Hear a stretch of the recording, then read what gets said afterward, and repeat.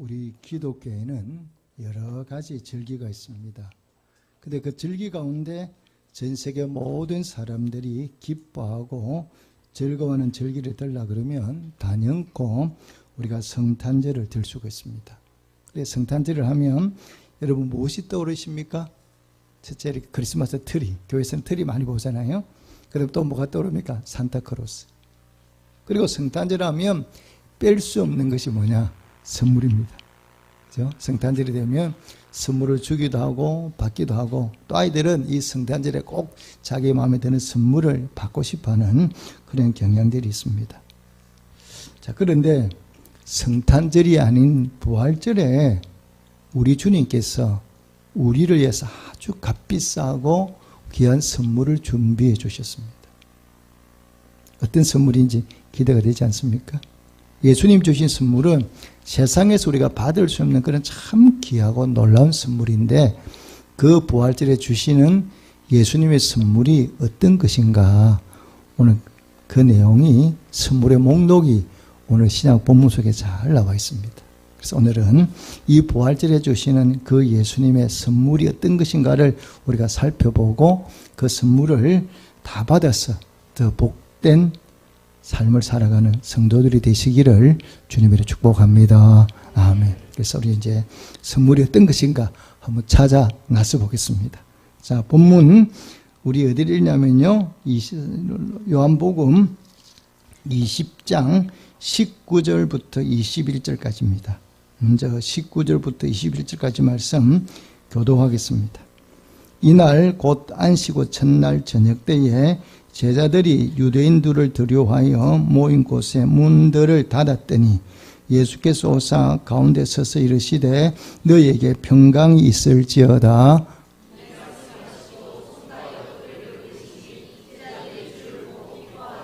21장 읽겠습니다. 예수께서 또 이르시되 너희에게 평강이 있을지어다. 아버지께서 나를 보내신 것 같이 나도 너희를 보내노라. 아멘. 자, 오늘 본문은 예수님이 십자가에 달려 돌아가셨다가 이제 부활하셨습니다. 이 부활하신 다음에 예수님의 제자들에게 나타나시는 그런 장면이죠. 그런데 이 예수님이, 부활하신 예수님이 제자를 찾아오셨는데, 제자들은 지금 어떤 상황입니까? 그들이 예수님이 십자가에 죽고 난 다음에 너무 두려운 겁니다. 그들이 믿고 따랐던 예수님, 왕이 되면 우리가 어떻게 한 자리 얻어볼까? 이렇게 마음먹었는데, 그거는 고사하고 예수님이 십자가에 죽고 난 다음에 자기들 또한 어떤 해를 당할까? 지금 두려워서 되겠습니까? 문들을 꼭꼭 걸어뒀고 밖에 나가지도 못하고 두려워하는 그런 모습들이 오늘 본문 속에 나와 있죠. 집안에 그들이 숨도 못 쉬고 지금 모여 있는 겁니다. 그런 이런 제자들에게 부활하신 예수님이 찾아오셔서 말씀을 하세요.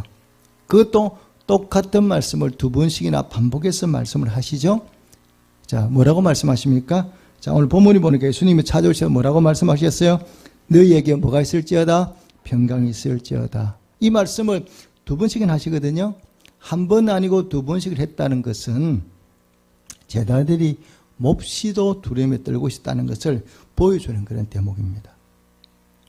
여러분, 우리 인생을 무너뜨리는 요인, 우리 삶을 힘들게 만드는 요인 중에 하나를 들라 그러면 그것이 다름 아닌 두려움입니다. 여러분, 우리가 두려움에 빠지면 어떻습니까? 아무것도 할 수가 없습니다. 아무리 능력이 뛰어난 사람이고 아무리 일을 잘하는 사람도 두려움에 빠져버리면 그 다음부터는 아무런 능력을 발휘할 수가 없어요. 사람의 두려움에 빠지면 컵도 제대로 들 수가 없습니다. 아무리 글을 잘 쓰는 사람도 글을 쓸 수가 없습니다. 손이 덜덜 떨려가지고 할 수도 없어요.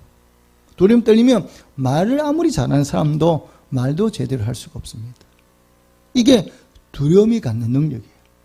그래, 우리가 두려움에 빠져버리면, 두려움은 우리 삶을 꽁꽁 묶어가지고 우리가 아무것도 하지 못하는 포도로 딱 만들어버리는 것이 바로 두려움이거든요. 여러분, 우리가 구약 성경에 살펴보면 골리앗과 이스라엘 백성들이 싸움을 하지 않습니까? 그런데 이 골리앗과 이스라엘 백성들이 전쟁을 벌이는데 이스라엘 백성들이 한마디도 못하고 아무것도 못해요.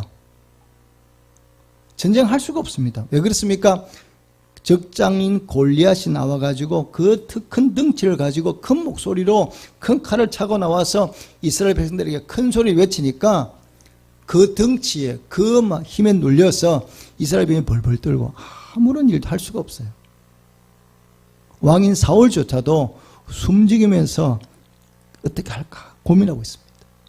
이스라엘 백성들이 다 전쟁하러 왔는데 전쟁할 능력을 다 잃어버린 겁니다. 어디 빠져서 골리앗이라는 사람의 그 덩치 그 말에 빠져서 두려움에 빠져서 아무것도 못하죠. 그런데 다윗이 나타나서 그 골리앗과 싸우지 않습니까? 모든 백성이 두려움에 빠진 반면에 다윗만큼은 그 두려움과 거리가 멀잖아요. 그러니까 결국 그 골리앗을 누가 죽이느냐? 다윗이 죽이죠. 우리 인생 가운데 여러분 어떻습니까? 어려움을 만나면 우리에겐 두려움이 찾아옵니다. 그럼 그 두려움 때문에 우리는 아무것도 할 수가 없어요. 그것을 극복할 때까지. 부활하신 주님이 이 두려움을 극복할 수 있는 평강을 이들에게 찾아오셔서 주신다고 말씀하시거든요. 받으라 말씀하거든요. 그래서 우리가 부활의 주님을 만나면 어떤 두려움 가운데서도 그것을 이겨낼 수 있는 참된 평안을 우리가 경험할 수가 있습니다. 그래서 주님이 주시는 이 선물은 이 세상에 있는 것으로 우리가 되는 것이 아니라 경험할 수 있는 것이 아니라 하나님께서만 주님께서만 줄 수 있는 놀라운 선물이 바로 뭐냐? 이 평안입니다. 여러분 우리가 성경을 보면 신약성의 대부분은 사도 바울이 기록했습니다. 이 바울이 복음을 전하는 장면들이 쭉 사도행전에 기록되어 있지 않습니까? 근데 바울이 복음을 전하는 동안에 참 많은 핍박을 받았습니다. 엄청난 매도 맞고 고통도 당하고 힘들고 어렵고 어떻습니까? 때로는 감옥에 매를 먹고 갇혀 있습니다. 그런데 사도 바울이 그런 고통 가운데 힘든 가운데 복음을 전하면서도 불평을 한다든지 낙심하든 이런 게 없습니다. 항상 바울은 기뻐하고 감옥 밖에 있는 사람들까지도 뭐냐? 힘내 소망 가져 이렇게 큰 소리 감사해 이렇게 외칠 수 있었어요. 그 힘이 어디로부터 왔느냐? 그가 다메섹에서 부활하신 예수님을 만나면서 그 예수님이 주시는 평안이 누구 속에 가득 차 있느냐? 바울 안에 가득 차 있거든요. 오늘도 마찬가지입니다. 우리도 세상을 살아가다 보면 크고 작은 문제를 만날 때마다 우리가 두려움 속에 빠져요. 어떡하나? 마음이 낙심이 돼요. 그때 우리가 할 수 있는 것은 뭐냐? 부활하신 주님을 만나는 성도가 되시기를 주님의 축복합니다. 그 부활의 주님이 우리에게 주시는 가장 큰 선물 가운데 하나가 바로 뭐냐? 참된 평안이에요. 그래서 주님을 떠나서 세상 가운데는 아무리 내가 평안을 찾아도 이 평안을 찾아낼 수가 없습니다. 예수님 외에는 우리에게 이 세상에 줄 수 없는 이런 참 평안을 줄 수 있는 분은 아무도 없어요. 그래서 내가 참된 평안을 누리고 싶다. 그러면 어디로 달려나와야 되느냐? 예수님께 달려나와서 부활하신 그 예수님을 만나고 그 예수님이 우리에게 주시는 이 참된 평안을 날마다 삶의 자리에서 경험하며 사시는 성도가 되시기를 주님으로 축복합니다. 자, 또 예수님이 이렇게 평안만 주신 게 아닙니다. 우리에게 또 선물을 주셨는데 또 다른 선물이 무엇인가 한번 살펴보시겠습니까? 자, 21절부터 23절까지 말씀입니다. 21절부터 23절까지 말씀 교독하겠습니다. 예수께서 또 이르시되 너희에게 평강이 있을지어다 아버지께서 나를 보내신 것 같이 나도 너희를 보내노라.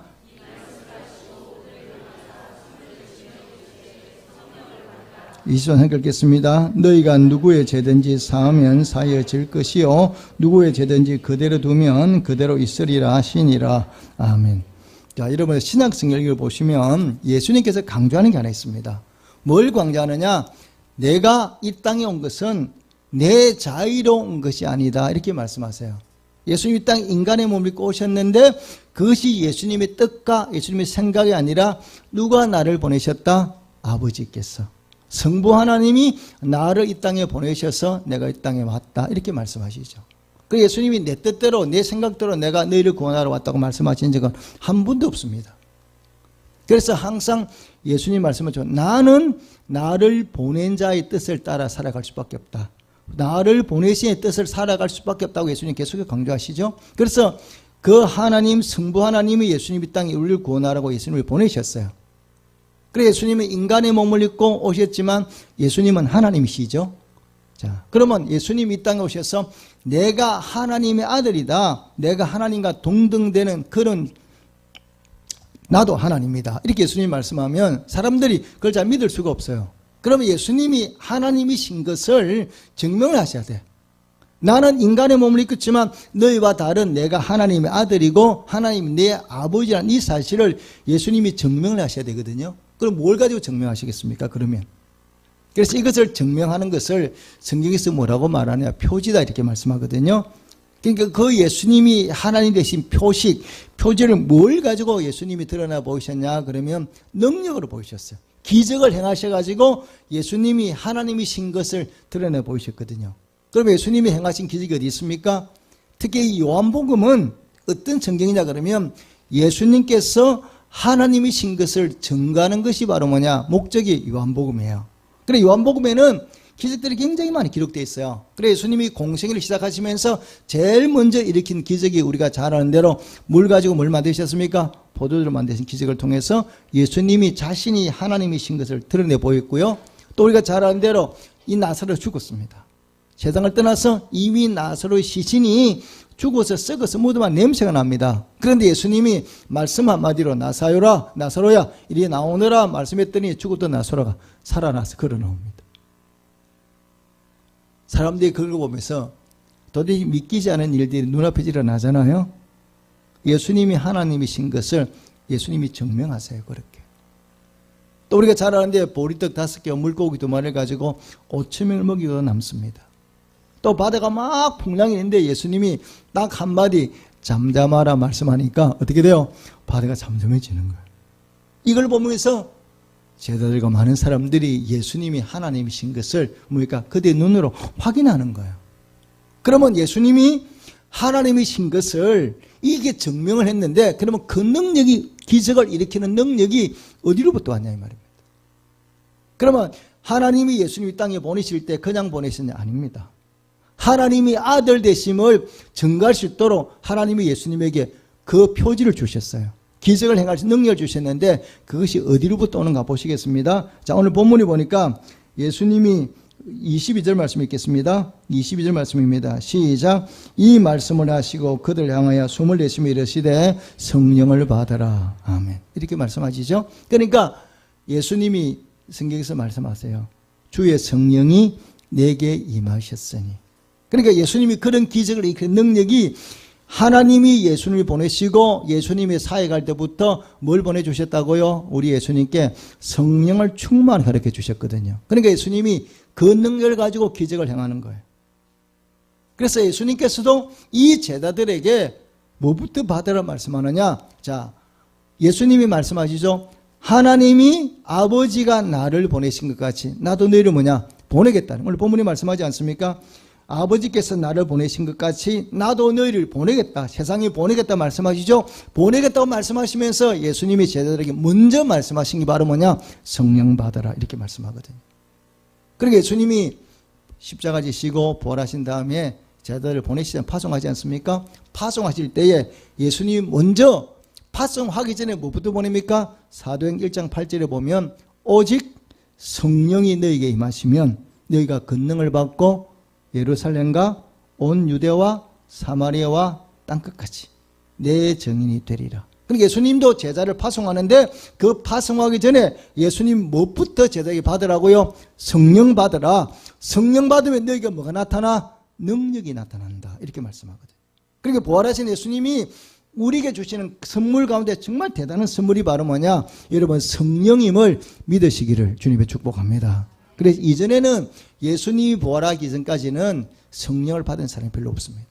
옛날 구약시대는 성령은 특별한 사람에게 내려주셨지 일반 사람들은 성령을 받은 적이 없습니다. 신약도 보면 예수님이 부활하신 다음에 오순절을 통해서 이 성령을 모든 제자들에게 사람들에게 부어주시거든요. 그전까지는 제 성령 받지 못했어요.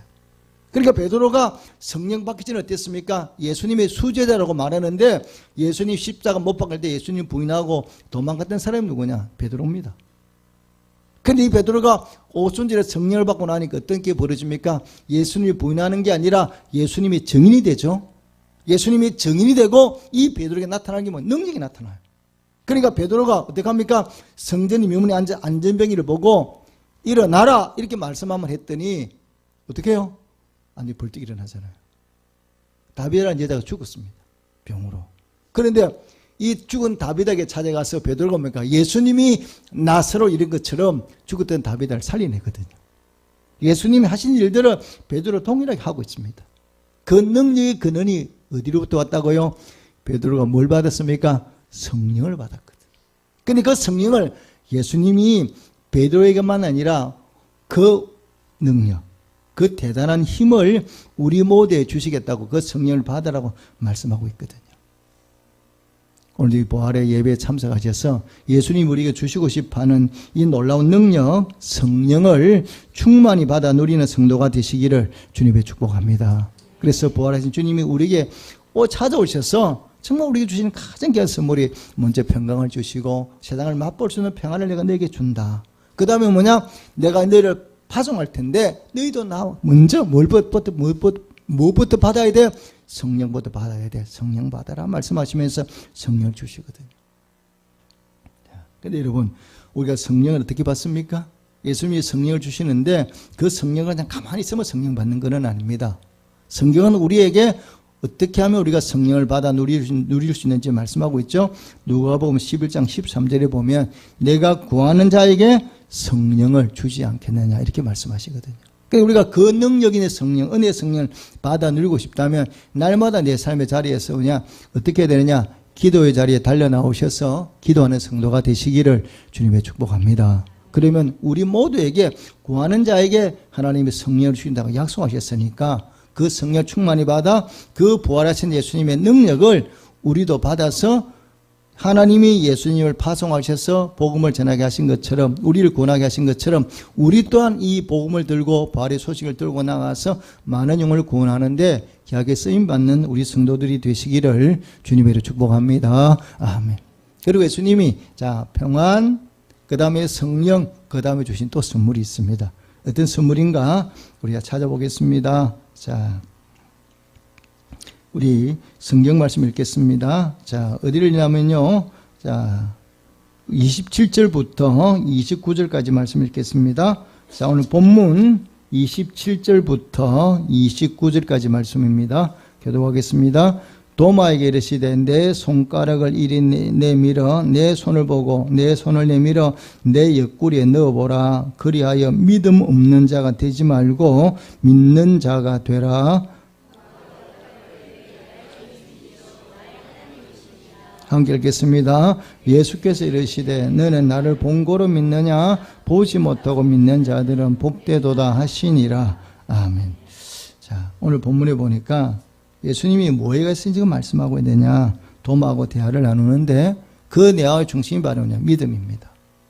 그래서 예수님이 도마를 지금 뭔가 책망하는 장면이 있죠. 그러면 예수님이 부활하셔서 우리에게 주신 선물 가운데 또 하나가 바로 뭐냐? 믿음임을 성경이 말씀하고 있거든요. 자, 성도는 본질이 뭐냐? 우리는 어떻게 살아야 됩니까? 이렇게 물어보면 우리는 믿음으로 살아야 됩니다. 왜 그러냐?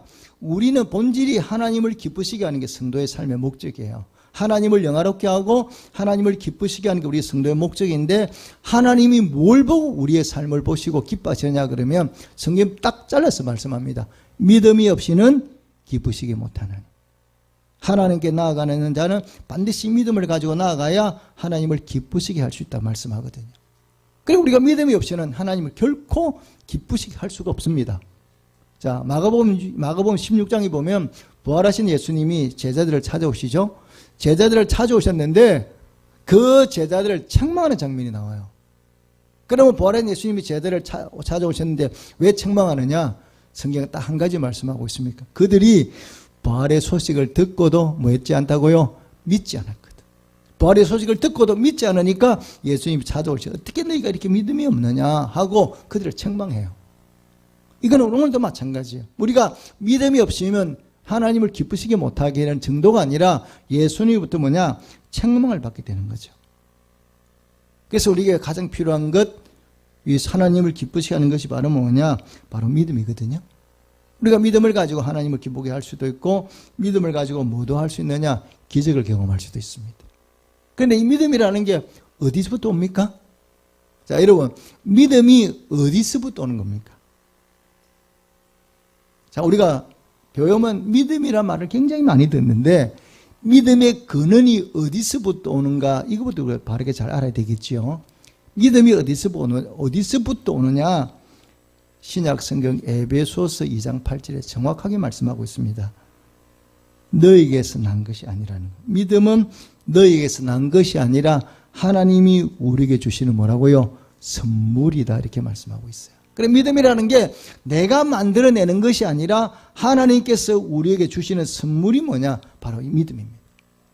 그래서 선물을 내가 어떻게 사는 것도 아니고 만들어내는 것도 아니고 하나님이 주시는 이 믿음은 우리가 단지 선물로 받을 뿐이거든요. 그런데 성경은 왜 이렇게 믿음을 강조하느냐? 그러면 우리가 구원받는 것이 뭘 통해서 이루어지느냐? 이 믿음이라는 통로를 통해서 이루어지거든요. 하나님의 자녀가 되는 권세를 얻게 되는데 이 하나님의 자녀가 되는 권세도 우리가 뭘 통해서요? 영접하는 자, 곧 그 이름을 믿는 자들에게는 하나님의 자녀가 되는 뭘 주셨다고요? 권세를 주셨다 그랬거든요. 그래서 믿음이 없이는 우리가 구원받을 수가 없어요. 그러니까 성경은 믿음을 굉장히 강조하고 있죠. 자, 중세기에 우리 기독교가 타락을 했습니다. 여러분, 타락이 무엇입니까? 타락이라는 게 내 본질에서 벗어나는 거예요. 본질에서 벗어나는 걸 우리가 뭐냐? 타락했다 이렇게 표현을 하는데 기독교가 중세기에 타락을 했습니다. 왜 그렇습니까? 우리가 구원받는 걸 성경에는 오직 믿음이라고 말씀했는데 중세기에는 구원이 믿음에 달린 게 아닙니다. 교황이 뭐라고 얘기합니까? 이 종이를 사라. 이 면죄부를 사면 너희 죄가 사해져서 지옥에 있는 사람이 연옥으로, 연옥에 있는 사람이 천국으로 갈 수 있다. 구원이 뭘 통해서 이루어져요? 믿음이 아니라 뭘 통해서? 돈을 통해서. 이게 바로 뭐냐? 기독교가 타락한 겁니다. 이것을 보다 못한 루터가 그건 아니지 않습니까? 어떻게 구원이 면죄부를 산다고 이루어집니까? 결코 우리는 동의할 수 없습니다. 그래서 이 루터가 기치를 걸고 내건 얘기가 내용이 무엇입니까? 구원은 솔라 피데, 오직 믿음으로. 믿음으로만 구원받습니다. 그리고 우리가 구원받는 것이 바로 뭐냐? 다름 아닌 믿음으로만 구원을 받게 되죠. 그런데 믿음은 오늘 본문에 보니까 두 가지가 있어요. 예수님 지금 말씀하고 있지 않습니까? 믿음을 두 가지로 말씀하고 있는데 첫째 믿음은 뭡니까? 증거를 보고 믿는 믿음. 내 눈으로 보고 확인하고 믿는 믿음.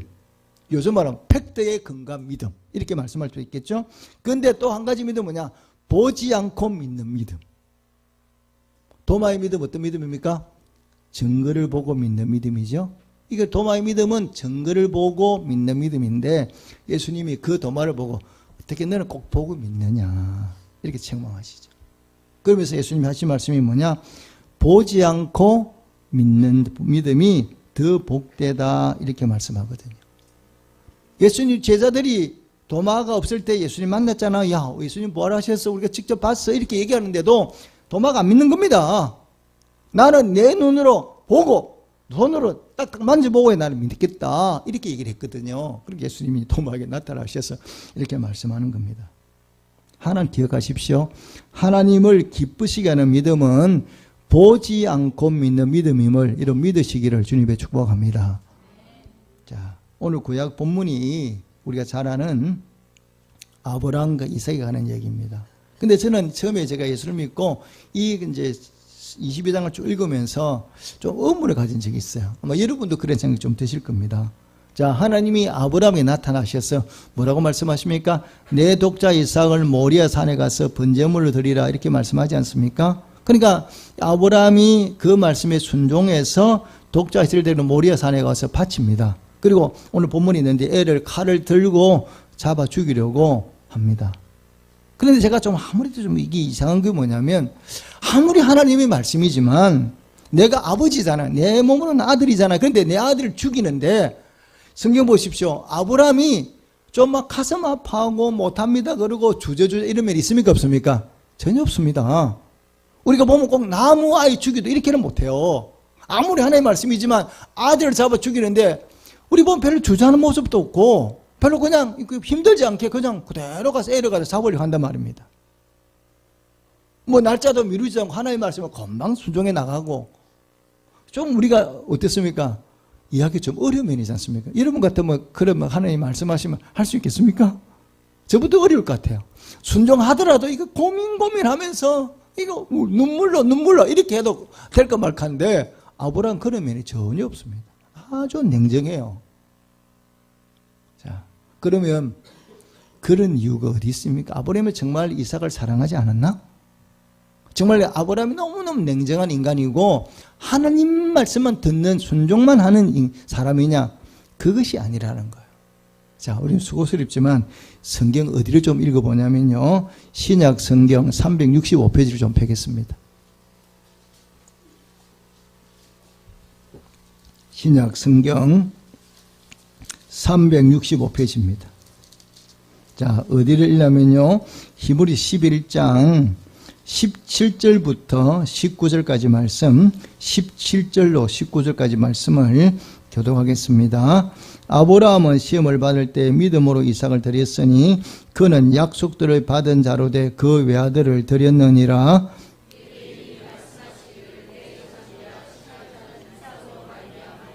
함께 읽겠습니다. 그가 하나님 능히 이삭을 죽은 자 가운데서 다시 살리실 줄로 생각한지라 비유컨대 그를 죽은 자 가운데서 도로 받은 것이니라. 아멘. 자, 오늘 본문에 보니까 아브라함이 어떤 신앙의 소유자입니까? 부활 신앙의 소유자잖아요.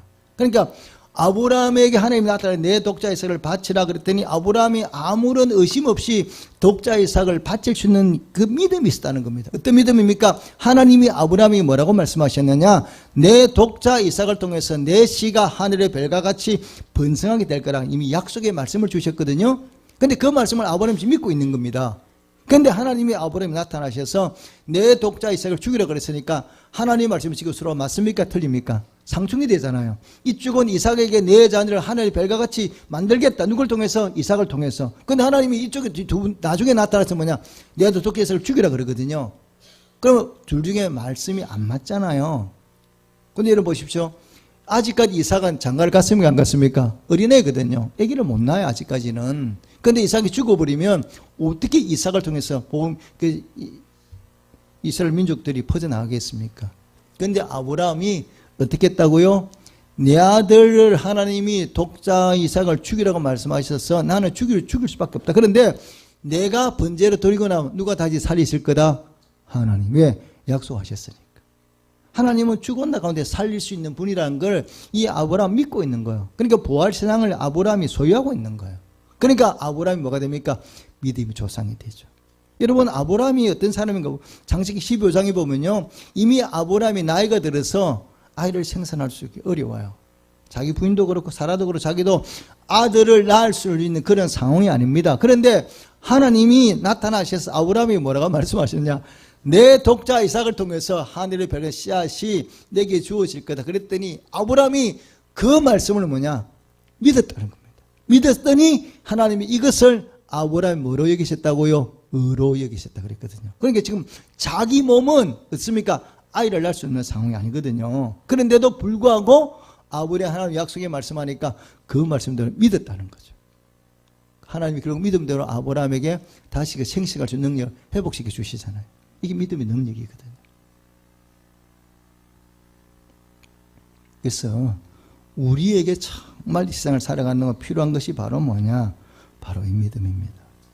근데 이 믿음은 내가 만드는 게 아니라 누가 우리에게 주시는 선물이라고요? 여호와 하나님께서 부활하신 주님이 우리에게 주시는 선물임을 여러분 믿으시기를 주님의 축복합니다. 그래서 우리가 이 선물을 받아 누리셔야 돼요. 덕교 믿음을 소유하셔야 돼요. 그래야 우리도 능력을 소유할 수 있고 하나님의 기적도 경험할 수 있고 우리의 신앙이 세상 가운데 흔들리지 않은 믿음의 반석에 든든히 설 수가 있죠. 그래서 하나님이 주시는 이 믿음을 여러분 다 소유하셔서 정말 우리가 이 세상을 살아가는 동안에 이 부활한 주님을 통해서 하나님이 우리에게 주시고 싶어하는 세상에 줄 수 없는 참된 평안, 하나님이 주시는 성령을 통해서 우리가 이 세상 사람들이 감당할 수 없는 놀라운 하나님의 능력, 구원받는 기적을 경험하는 이런 믿음을 부활한 주님이 우리에게 주시고 싶어 하셔서 오늘도 찾아오셔서 우리에게 주겠다고 말씀하시거든요. 마음의 문을 열고 오늘 이 부활의 주님이 주신 이 놀라운 선물들을 받아서 더 복되고 풍성한 삶을 살아가는 우리 모든 성도들이 되시기를 주님으로 축복합니다. 아멘. 기도하겠습니다.